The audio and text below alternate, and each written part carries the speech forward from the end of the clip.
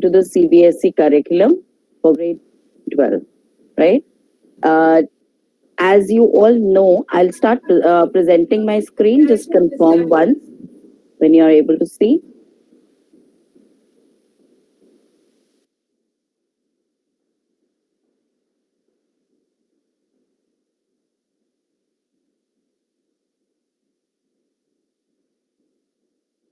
Ganga, please confirm if you're able to see the screen. Yes, ma'am. Great, great. So today's agenda is data visualization in Python. We'll be covering almost everything that is a part of your CBSE curriculum. We'll start with introduction to data visualization, go on to what are the packages in Python for plotting, and how to install and import these packages when you are programming. Then I will explain the different types of plotting, which is univariate and bivariate plots. So we're going to cover bar charts, line charts, area charts, histograms, scatter plot, pie charts, stacked plots, and also box plots, right? And in the last, I'll also explain what are subplots and how you can draw, within a area, you can draw two different charts or maybe three different charts, right? So let's start with introduction to data visualization.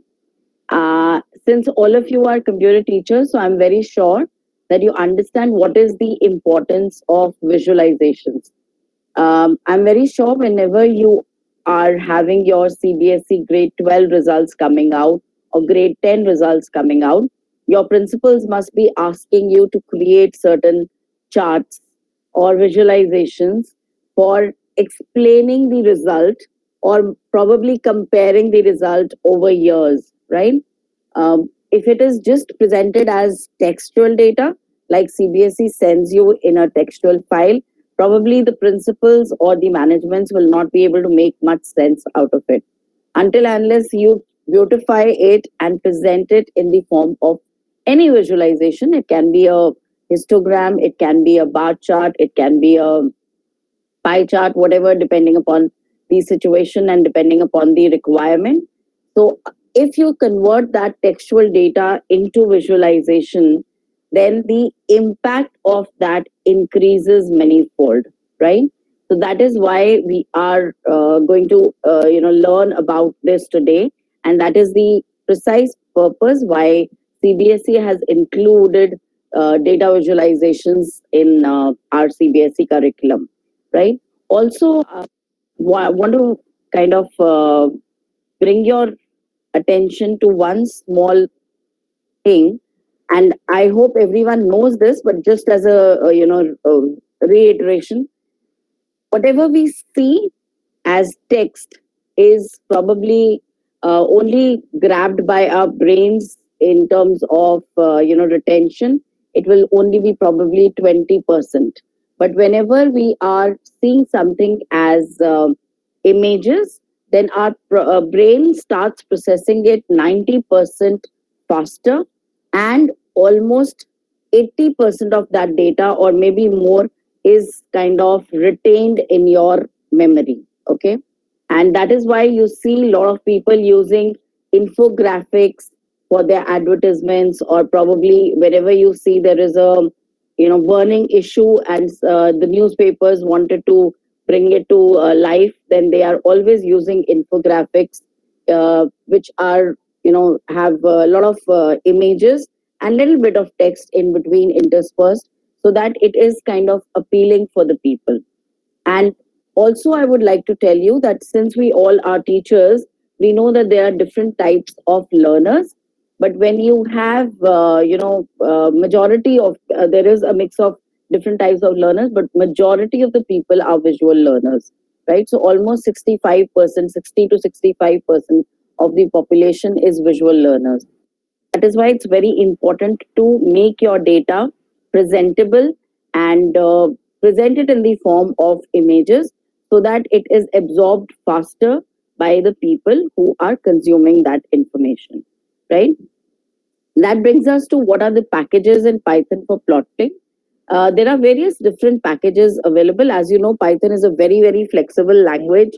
You can use it for creating full-fledged applications for mobiles, for your web pages, for your independent execution. And that is why it has different libraries available or different packages available for visualization also. Some of the packages which are available for visualizations are Matplotlib, Seaborn, Bouquet, and Plotly.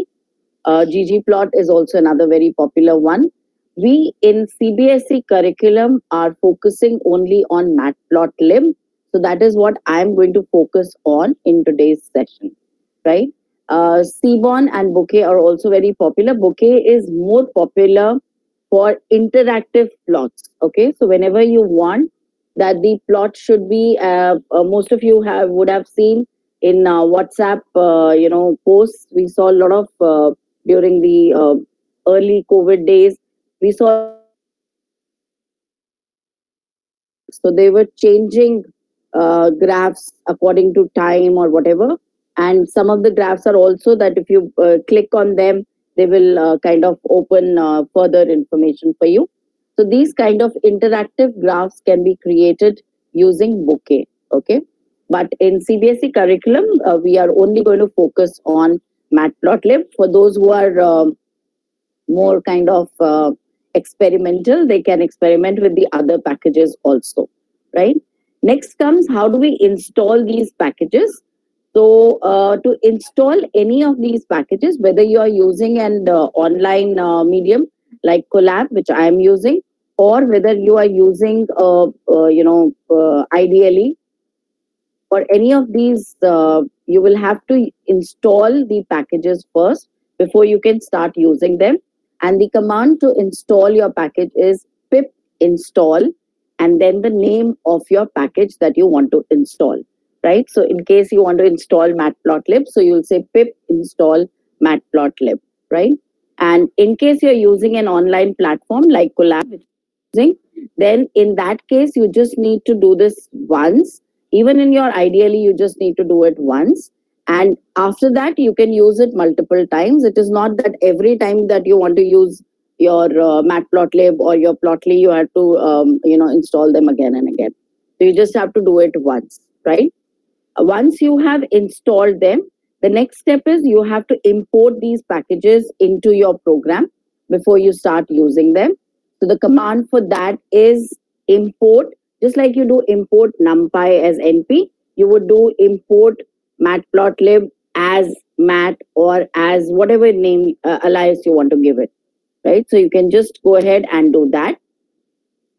And then the next step would be we have to use pyplot as a library which is in the matplotlib. Okay, so we are going to use that module which is a part of your matplotlib library.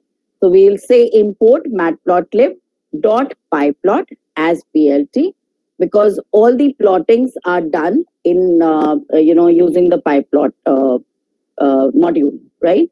So when you execute this, there will be no output for this, but it will simply import that particular module into your program. And then you have to do one more extra step in your online module, which is your matplotlib inline, right? Why do we need to do this? Because I want to see the output or the chart directly within my commands. Okay, so let's say I have a series of commands, and immediately after that, I want to see my chart being displayed. If I don't do matplotlib inline, then it will not be displayed where my commands or my program is. Okay, so in an online platform, you have to do that also. So you just have to say percentage matplotlib inline, which makes it display the graphs within your platform in the same window. Okay, otherwise it normally opens a new window. Okay, so let's start with the scatter graph. I hope all of you know what is a scatter graph. A scatter graph is simply a plots of kind of dots or any symbols along the x and the y axis. Okay, so what I'm going to demonstrate here is a small example. I've taken the same example for all so that you can understand what is the minor difference that you have to make when you are doing one plot versus another plot, right? So the first step, of course, is importing. So import matplotlib.pyplot as PLT. And then I'm making two lists. One is the markets. So I have three markets here. And the other one is sales. So I'm going to plot the market versus the sale according in a x and y dimension. Okay. And since I'm wanting to make a scatter graph, so I'll have to say plt dot scatter. And then what I have to say is what are the two things that I want to plot along the x axis and the y axis. So I'm specifying market as well as sales. So this will be plotted along x axis and this will be plotted along y axis. And then I am just specifying what is the marker that I want to use. Okay, so you can specify which shape do you want. So I'm using the the greater than sign, which is actually going to be displayed as an arrow. So let me just show you the output of this also side by side, so you can see this is the output. Okay, so I have specified market along the x axis, and that is why M Town, K Nagar, and South X is being plotted around x axis. And then along the y axis, the sales are there. So the first point is M Town 100. So obviously it is here. And then we have K Nagar 300. So it's about here. And then South X 200. And that is why that's point here. Right. And then you have to do the subtitle or the title. You can use either one of them. I'll just tell you the difference between them. So the subtitle actually standing for super title. Okay, so in case there are two plots or more than two plots, or in case there are multiple plots that you're making, in case you want, the plot for title for one graph, second graph, and also some super title. So then you can use subtitle. Otherwise, you can use simple title also. Okay, so it's one and the same thing in this case because I have just one graph that I am showing. So I could have written title also. It doesn't make much difference, right? So subtitle means super title in case you have more than one plot, right? And then your plt.show is the actual command which kind of displays this graph, okay? So plt.scatter just prepares it, but it does not display it. Until and unless you do plt.show, it will not display that command, okay? So that's a simple scatter graph for you. Now let's try and make some changes into it because it's looking quite dry and not so appealing. So I want to, let's say I want to add legends and I want to add the labels, right? So I can just do that. What I have to do is I simply have to use my plt.x label, plt.y label, right? X label means what do you want along the x axis. So here you can see in the above graph, there was no heading here, right? The markets and the sales was not being displayed here. So in case I want to do that, I can add plt.x label and then give the text that I want to be displayed. Similarly, whatever I want along the y label, I can say plt.y label and give whatever text I want to be displayed there. And then as you can see here, I've just given title just to show you that the subtitle and the title does not make much difference in case it's one graph only. Okay. So I'm just saying scatter plot of two functions. And then I've also used plt.legend to make sure that it shows what color is for which thing. Right. So I have, since I've used two variables, X and Y, and I'm plotting them along with Y1. So that is why I wanted to make sure that these two are also shown. What does the red triangle mean? What does the blue triangle mean? So I'm using plt.legend and it automatically picks up that. So you can see here, whatever I've given in the label argument, that will be shown in the legend here, right? And you can see I've used different markers. So for one, I've used the greater sign, and for the other, I've used the less, top sign, and the other, I've used the less sign. So that's, you can just specify in the marker field, right? Also, if you can, change the size. So let's say I want probably this one a little bigger than the other one. So I can have this as 400 and that as 200. Now let's re-execute this command. and you'll see the size of the red one is bigger than the blue one, because I've given the size as parameter as bigger than this one, right? So you can change the size according to whatever you want, right? So that's the scatter graph for you. Now let's move on to line graph, taking the same example. So I have 4 markets and I have sale, and I've just said, now there we said PLT dot scatter. For line graph, we will say PLT dot plot, right? And in this, again, I've mentioned what will be on the x-axis, what will be on the y-axis, what is the color of the line that you are drawing, what do I want that to be, and how do I want the line style to be. So it can be dashed, it can be bold, that means a solid line, and I can also change the line width, right? So let's execute this and see the output. So this is the output of the line graph. Now if I change the line width to probably 4, you can see the thickness of the line will vary, right? You can also change the color, you can change the line style, okay? You can do all these kind of variations to it, right? So that's the line graph. And you can see it's just one minor difference. The rest of the things are probably the same. You just have to say, instead of scatter, now we are doing plot. And most of the plotting that we are going to learn today are just a difference of the keyword that is used along with PLT, which specifies what kind of plot you want. And there are obviously different arguments for the different types of plots. So you just have to keep that in mind. The rest of the code remains absolutely same. The first line being importing the package, then your variables which you want to plot, and then you give your plt.plot or plt.scatter or plt.bar, whatever you want to do. And then according to that, you give the headings, whichever you want. So let's say I want the X label here. So I can say plt.x label, just like we did out here in this one. We had said plt.x label, so I can give that kind of thing in any of the plots. So these commands remain the same. So let's say I want to write markets, and then I also want to give a y label. Just have to change the x to y, and then I can say sales here, right? And now if I execute this again, right now you can see there are no headings along the x-axis and the y-axis. And now you can see the headings, right? So the markets and the sales heading has been put here, right? In case you want the legend, right now it doesn't make sense because there's only one variable that I'm plotting. So it doesn't make sense. But in case there are more than 2 line graphs that you're drawing and you want what represents the green line, what represents the red line, you can do that also, right?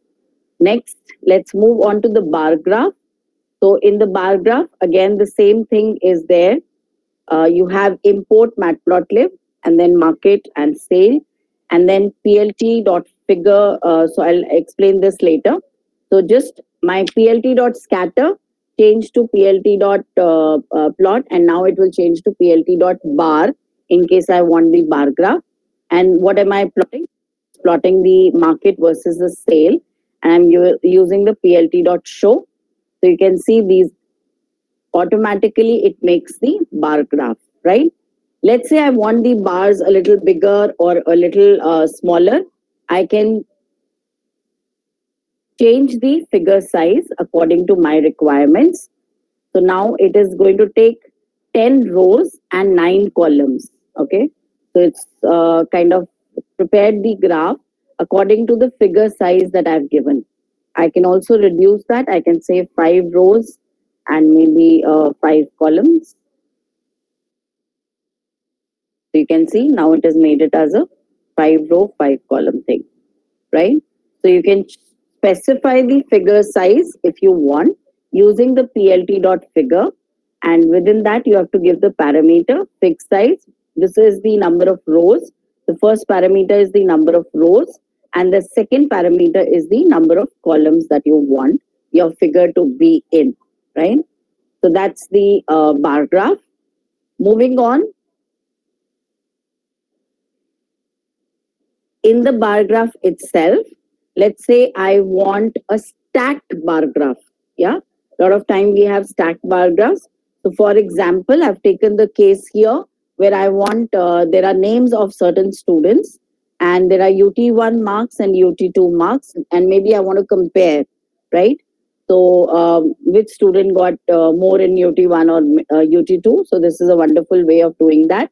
So I've just used plt.bar, and first time I've plotted names with UT1 marks, and I've given a red color to it, and I've given label just 1 marks, and the width is 0.5. So width is the width of the bar that it will use. You can use the same in the above also. And second time I've plotted names with the UT2 marks, and I've given green color to it, and the label is unit test 2 marks, and width I've kept same so that they do not, it does not, my graph does not look visually disappearing, right? And then I've provided the labels, X label and the Y label, and the title for the chart, right? And the legend, plt.legend, so that the marks are shown here, right?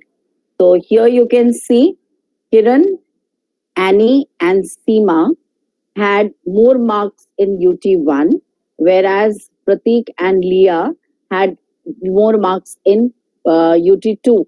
And that is why the green is being shown and the red is not being shown. So in a stacked bar graph, what happens? One of the value has to be more than the other, right? It will be always like that. So the one which is higher will be shown, if it's like, because I'm plotting the green over the red, so the green is kind of, bigger, right? Wherever the red is bigger, it is clearly visible. The red and the green values are visible. But wherever the green is bigger, the red value will not be shown because this is superimposing on that one, right? So that is how you can plot two plots into the same, two bar graphs into the same and make a stacked bar graph, right? You can have three, more than 3, 4, 5, whatever you want in the same area, right? So that's how you can make a stacked bar graph using your same commands. Then moving on to histogram. So whenever I want to make a histogram, so what I have to do is I just have to replace the keyword with plt.hist, right? And now I have used population as one of the list and the ranges as another list. And then I'm saying plt.hist population comma ranges. So population will be what will be plotted along the x-axis and the ranges will be along the y-axis. And I've said I want the color as blue and I want the histogram type as step filled. Okay, so you can just see here. Right? So it is made a kind of a histogram with the step fill. You can have, just the outline also. So you have different values of his type. You can look for that and you can, kind of experiment with that. Okay, so X label, Y label has been given and accordingly it is showing you on the X and the Y axis, right? Similarly, if I want to just make a little change here and I don't want the histogram to be placed vertically, but I want it to be placed horizontally, then I just have to change the orientation to horizontal and the his type as bar. So here it was step filled, his type was step filled, right? Now here I'm using his type is equal to bar and the orientation is horizontal. So you can see you have the horizontal orientation now, right? And in case I want his type as step only,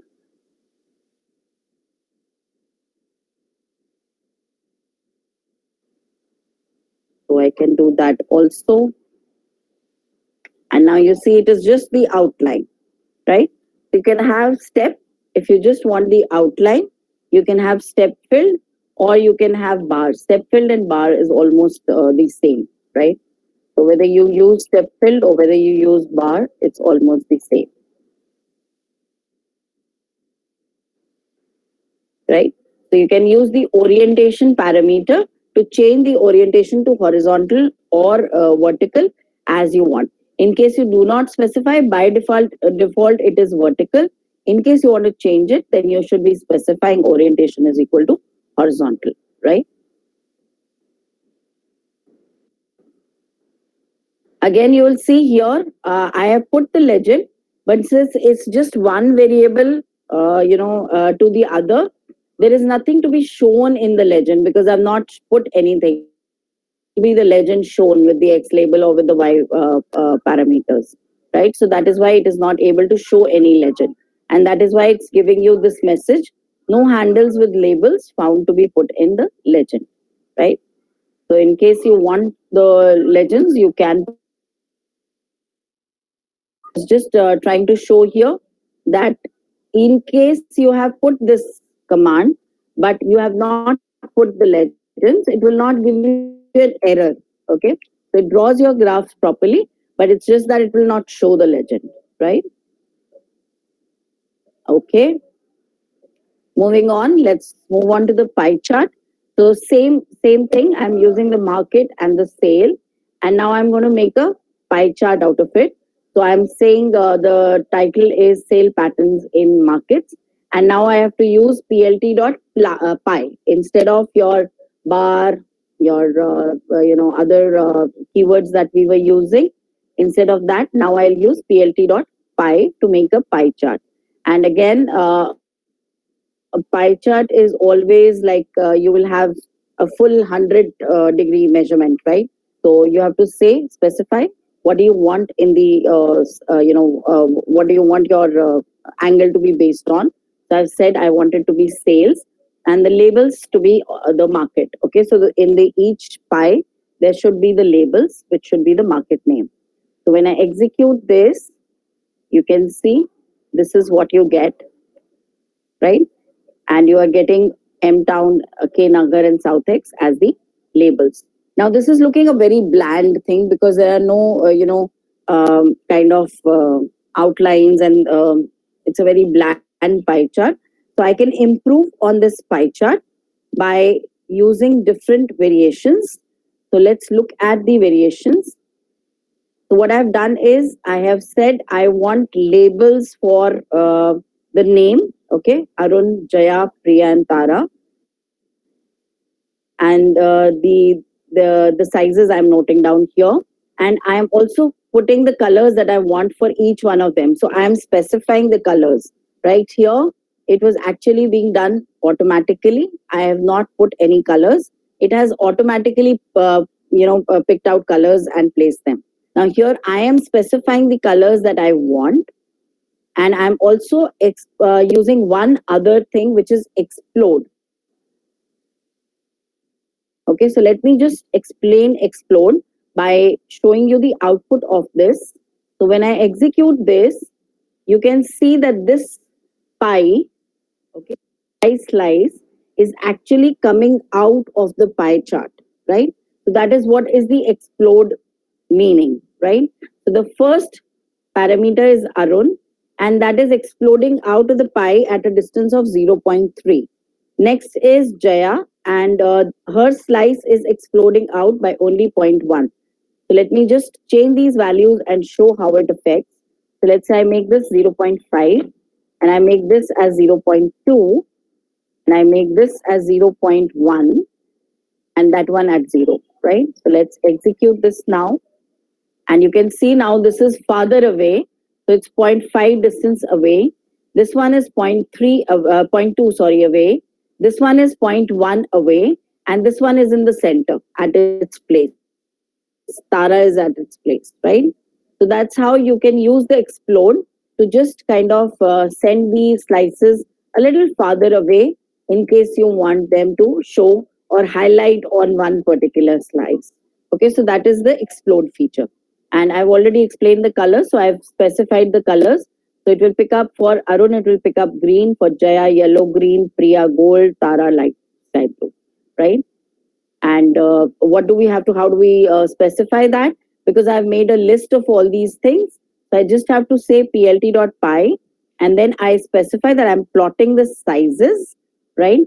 And use the explode list from here, or rather tuple, and labels from here, colors from this list that I've given, and shadow is equal to true. So because of the shadow is equal to true, there is a little 3D effect. If you can see here, there's a small gray shadow. If I just zoom in a bit, you'll be able to see it better. So you can see this little gray shadow here.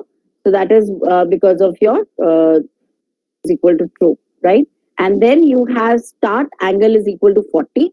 Let me take a minute or two to explain you that. What does start angle mean? So start angle means where do you want to start your pie plotting to start from, okay? So let's say I change this and I make it, let's say 90. Now just see the difference. So I'm going to plot this again.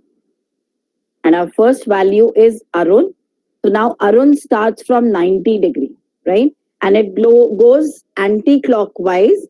So Arun is the first one, and then is Jaya, then is Priya, and the last is Tara. So it goes anti-clockwise, not clockwise. It goes anti-clockwise, right? So the start angle is actually what specifies from where do you want to start plotting your pie chart, right? And then there is auto PCT. Auto PCT means how do you want your labels to be displayed? Okay. So since I'm saying I want one, there should be some letters before the decimal, and then there are two decimal places, and then I want a percentage sign.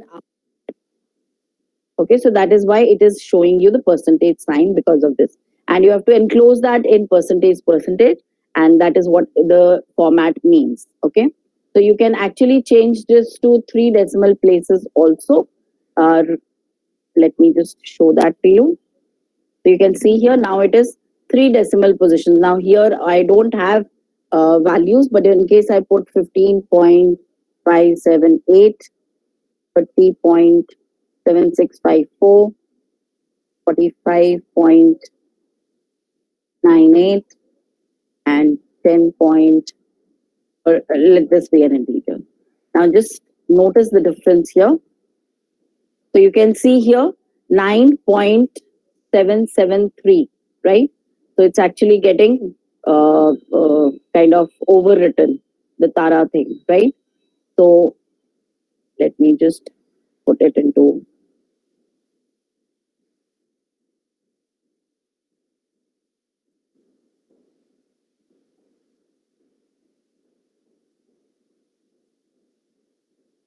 Right, so it's totally getting kind of rounded off.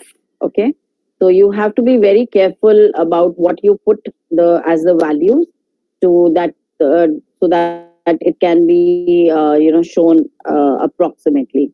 And make sure whenever you are having if you are having decimal positions, then they should be specified exactly to the level that you want to display them to be.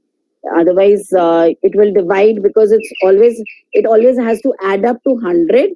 So it will change your values accordingly. Okay, so be a little careful about that. That is why your 10 was being converted into 9.773, because it actually has to have a sum of 100, right? So you have to be careful about that. For example, if I just add up these, 15 plus 30 is 45, 45 plus 45 is 90, and plus 10 is 100. And that's why the pie chart is being made seamlessly. Now, if I put some decimals here, it will adjust those decimals so that the total becomes 100. And that's why you were seeing the decimal positions as different. Okay, so you have to be very careful about that, right? So I hope this is absolutely clear. In case there are any questions, we'll take it at the end once I finish displaying all the charts. Okay. Now, the next chart that I want to display is the box plot.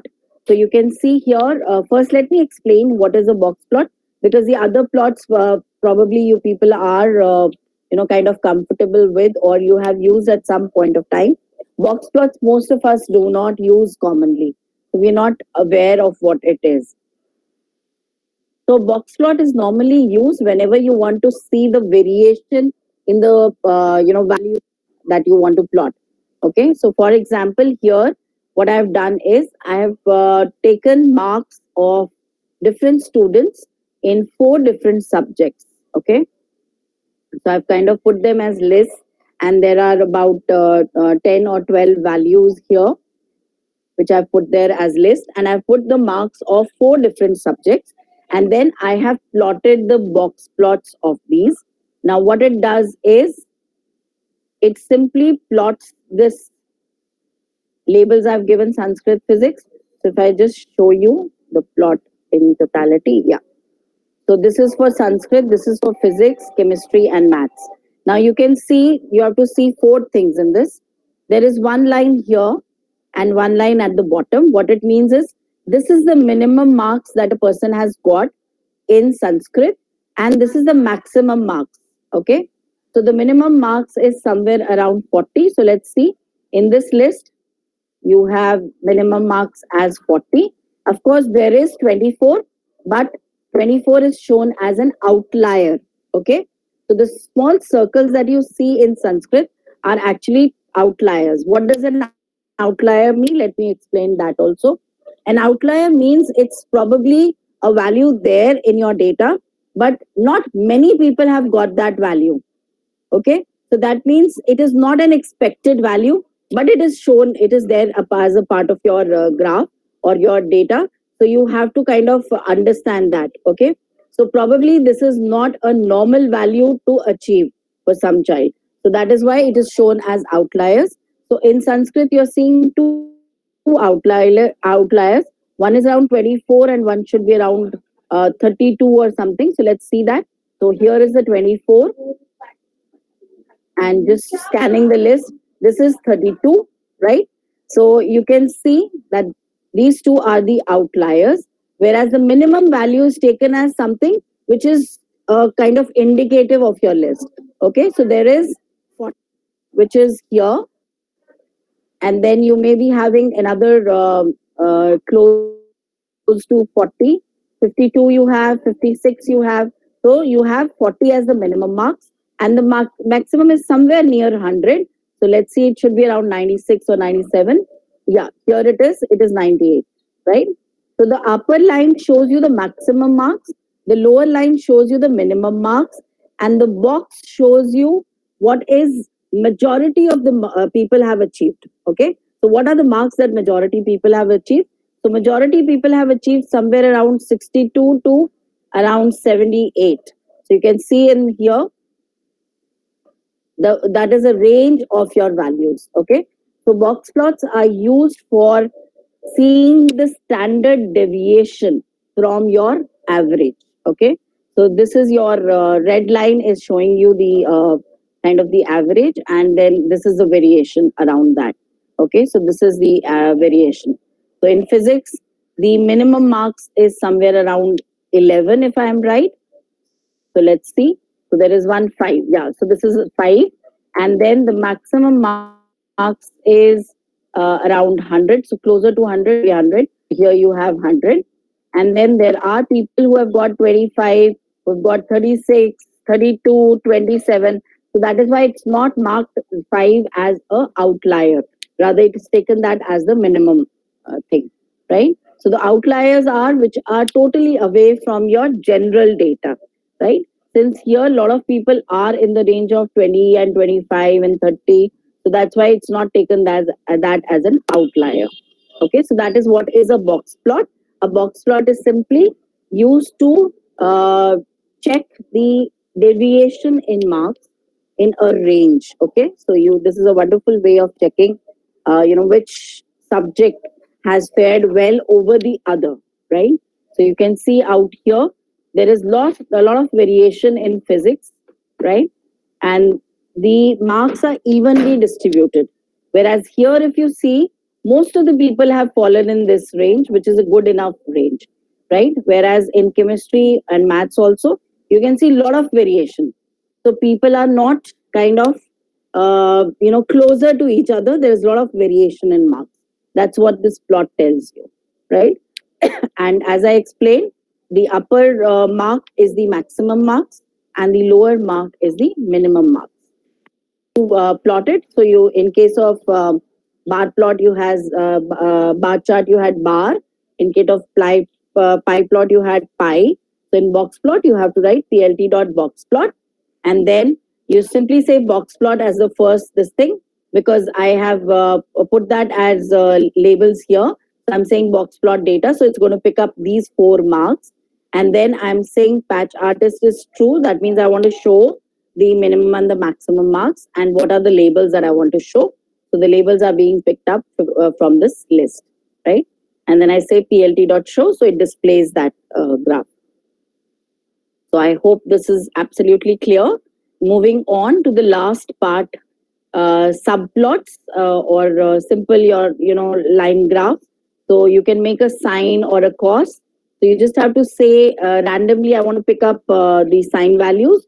So I'm randomly generating x as np.arrange. That is why I took numpy in the beginning.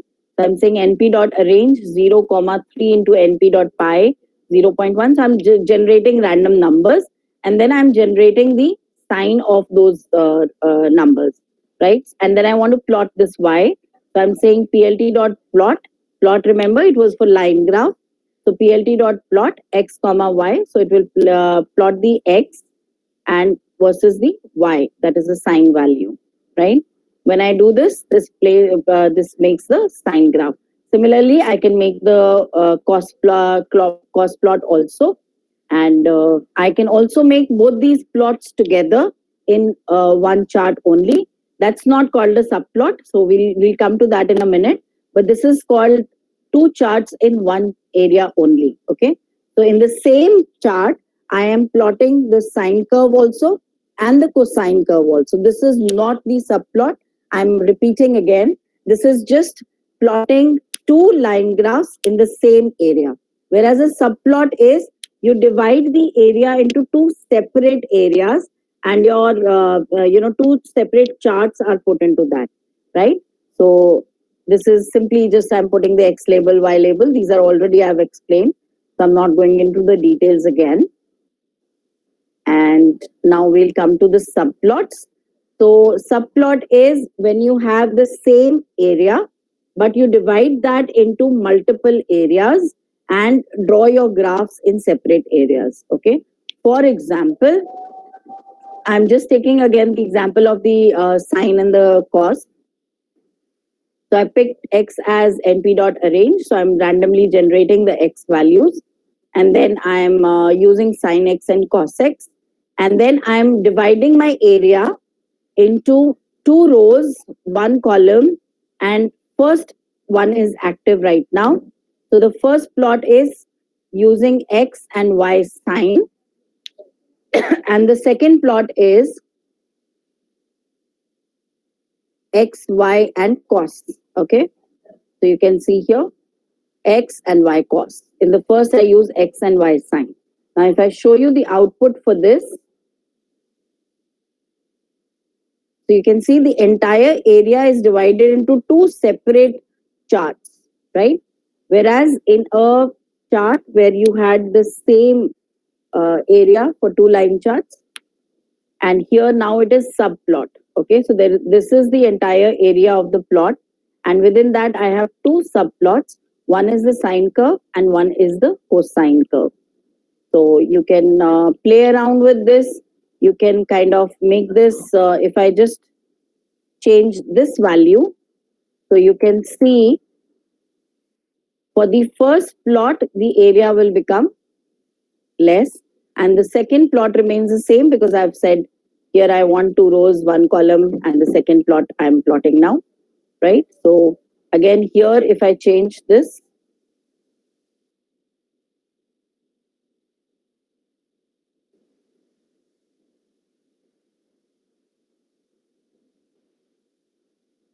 and now if I show you the result, so you can see both the charts have become a little smaller, right?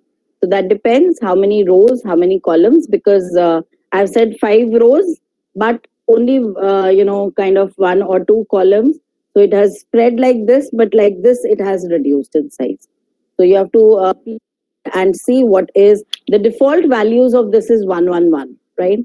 You have to just play around and see which one, suits you best, or which one looks more visually appealing, and keep that as your, value. So these are what are subplots, right? So dividing the entire area into different charts and plotting different charts in different areas is what is a subplot. Okay. As you see, there's no command like, kind of, I'm not, when I'm plotting, I'm not saying subplot, but when I'm deciding the rows and the columns is when I'm saying the subplot. So I'm saying for the first subplot, I want 2 rows, 1 column, and this is the first subplot. And this is 2 rows, 1 column again for the second subplot. And that is why both of them are appearing exactly in the same, shape, right? So if I just decrease or increase these parameters, the rows and the columns, the plot for that particular, subplot will decrease or increase according to whatever parameters I've given, right? So that's all from my side. So I will just quickly revise what we have done using the index at the top that I had created. So we have covered why visualization is important. Then we went on to see which are the packages that Python uses for visualizations, how to import those packages. So for installing, you have to say pip install the package name.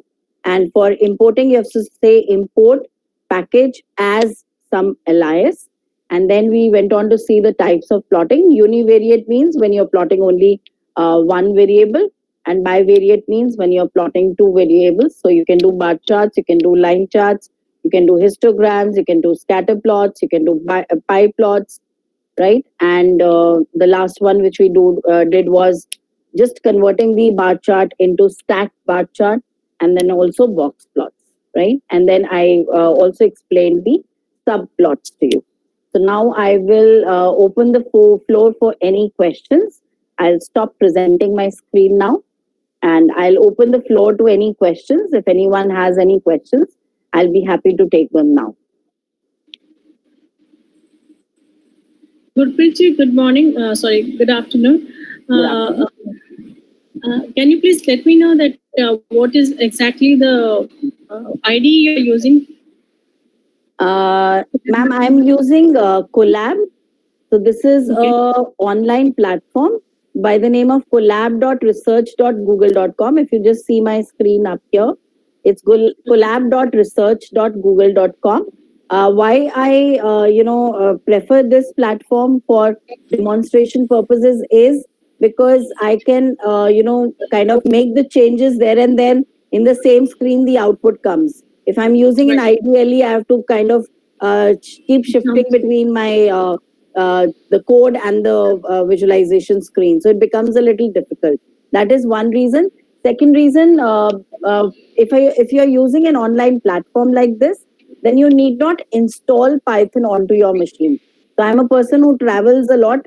Because of COVID, I'm kind of stuck in my home, but I travel a lot because I do a lot of trainings all over India. That's my job. I'm basically a passionate trainer. So when I'm traveling, it's not always possible that you have your same device with you. It can be a different laptop. It can be somebody else's laptop that you're using. So you can't say, "Oh, I want the ideally installed there." And then of course, install kind of when you're using these commands, it creates a lot of problems when you are not having, when you say pip install and it does not install in the same library, in the same folder, it creates a lot of issues.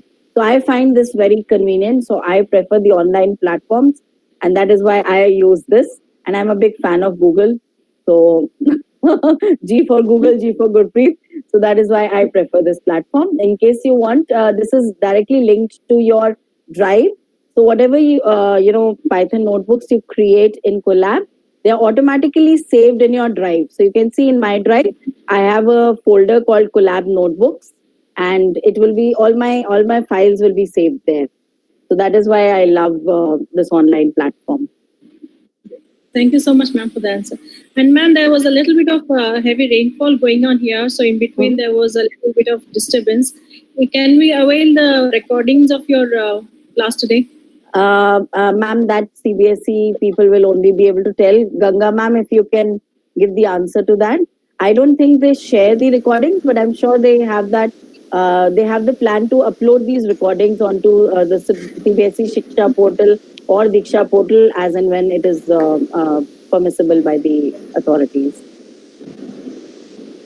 Excuse me, ma'am. Yes, Ma'am, in the case of box plot, Hanji. can we change the range of outliers? So I haven't really tried that, but it automatically picks the outliers because Voxplot is actually picking up the standard deviation itself. I am not, you saw that I am not anywhere specified. I have just specified the marks based on the range of the average range which the students are getting. It's picked up the outliers itself. So I've never And tried that, but maybe we can experiment that. Next time I'll experiment with that. And why it is not coming in the physics, chemistry, or mathematics? Because in the case of physics, the smallest value is 3. Yes, it is 5, sir. Not 3, it was 5. But because a lot of people had around 20, 22, 25, so 5 was not considered an outlier. Okay, because a lot of people were in that range. Okay, whereas in Sanskrit, there were only 2 people who had 20 and 30. The rest all were above 40, or rather above 60, if I remember correctly. So that is a huge difference. So that is why I took that as outlier. Outliers are those values which are normally not expected from somebody. Okay. Okay, ma'am. Actually, in the physics, there are 2 values, 3 and a 5. That And the is rest of probably- are around 27, yeah. 11 is there, 21 is there. Exactly. So the if you see the values of, if there was one 3, I missed that. If there is a 3, there is a 5, there is an 11. There's not much difference in those values. And then there is a 20, there is a 25. So it's taken that a lot of people have values like that. Okay, so that is why it's Then not we can taken as an say outlier. that if the smallest value is the gap between the smallest value and the average is more, then only the outliers are going to come. Yes, exactly. If the you're absolutely right. If the gap between the smallest value and the minimum expected value is large, then your outliers will be shown. Thank you, ma'am. Welcome. Namaste, ma'am. Namaste.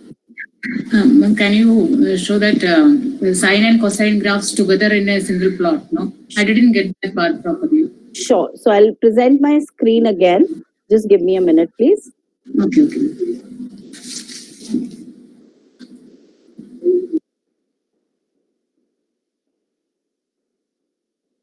So I hope you're able to see the screen. Yes, ma'am. So this is the one you were talking? No, the previous one. Before that, Okay. sine and cosine together in single graph. Yeah, this is sine and cosine together. So what Yes. we are doing is, I'm simply making the line graph. So I'm saying PLT dot plot x comma y sine. That means it will print the sine graph. And then I'm in the same area saying PLT dot plot x comma y cos. So it's printing both the graphs in the same area. Okay. And that is why it is kind of shown, both the lines are being shown in the same graph area. Okay. Whereas in the subplot, it was separate graph areas. Okay. Right? Okay, ma'am. Okay. Excuse me, ma'am. Yes. Ma'am, I have a request, ma'am. Can the projects for class 12 be taken on Collab? Ma'am, because students are really facing right now problems Ma'am, regarding their things. I don't think there is any problem in using Collab for projects. In fact, I have made my own project. I have created 2-3 sample projects because some teachers were asking for it. So I've created 2-3 sample projects on Collab itself. I don't think that should be a problem. Ma'am, what backend you have taken, ma'am, can you give me some suggestion on what basis you have taken projects, like only for these plots, bars you have taken, graphs you have taken, histograms you have taken, ma'am, NumPy arrays you have taken, on what basis, and which projects you have taken on Collab? So, Examples. ma'am, I have done 3 projects in Collab. I'll just give you a brief example of all 3. The first one that I've done is on CBSE class 10th result itself, using exploratory Okay. data analysis. So I've used pandas, and I've used visualizations, and using the visualizations and the data captured in pandas, I have shown certain relations between the different subjects. So, for example, in grade 10, students are allowed to take drop maths and science and take up, FIT, which is now renamed as computer applications, and they can also take up painting and these unconventional subjects, right? So I've done a comparative as to the students who are weak in studies, how do they perform if they take up such subjects versus if they would have taken up some other subject. Okay, so that kind of comparatives I've created, and that is one project. Then second project I had done was keeping boys in mind. So boys are very fond of cars. So I took up the data from GitHub about cars manufacturers, and then created a visualization again using Pandas and NumPy and your visualizations, and I created kind of a study into how which are the models which are more popular in India, whether it is the luxury cars which sell more, or whether it is the average cars which sell more, and all these kind of things. So that you can pick up any topic and create a project on visualizations and pandas using that. So I don't think there should be any problem in that.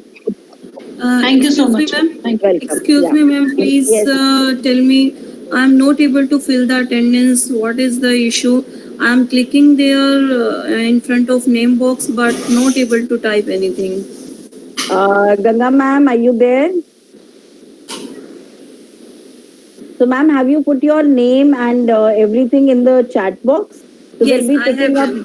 So I that's have done. okay. They'll be picking up the attendance from there also. Okay. My name is Meenakshi Suneja, and I have given all the details in that.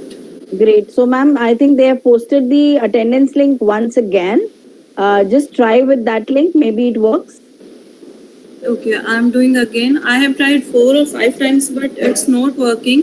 I'm doing efforts, but it's lagging behind. I don't know what's the Maybe the issue. net connection is not proper. To try in your mobile, ma'am. Okay. Okay, Yeah. I will try Yeah. here also. Otherwise, Ma'am? you can write to CBSE directly. Ma'am, I So, have a question. Yeah, please. Any Ma'am, other can I question? continue? Yes, please. Ma'am, actually, I wanted to ask you on those line graphs and subtitle graphs. That you have given an Subplot. example, subplots, sorry, where you have used up random numbers. Can instead of random numbers, I can have some list values Yes, as yes, well? you can have list values also. I have just given different things so that I wanted everyone to know that this is also possible. So I've tried to cover different things in the different examples just to show that this is also possible. You can have lists also, you can have tuples also. Both are possible. You can pick up your data values from tuples also. If you saw one of the examples, I had a combination of lists and tuples. Some values were picked up from lists, some values were picked up from tuples. So that's perfectly fine. You can use any of the structures to access the data.